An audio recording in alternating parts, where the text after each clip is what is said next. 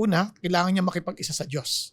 At pag nakipag-isa siya sa Diyos, doon niya magiging familiar siya sa mga naisin ng Diyos. Sa Biblia, meron pong mga maliwanag ng sinabi, ito yung layunin. At yung specific, yun na yung sa lakad mo sa Espiritu Santo. For example, isa sa mga layunin ng Diyos ay maging intimate tayo sa Kanya.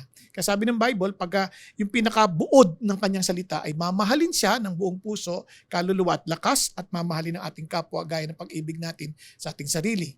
Ang isa pang mga maliwanag na layunin ng Panginoon, humayo ka at gumawa ka ng mga alagad ko. Di ba? Sila ay bautismohan mo sa ngalan ng Ama, ng Anak at Espiritu Santo at ituro mo sa kanilang sumunod sa lahat ng aking ipinag-uutos at sasamahan kita hanggang sa dulo ng daigdig. Ibig sabihin, yun ay isa sa mga maliwanag na layunin ng Panginoon Diyos kasi inutos niya yun eh.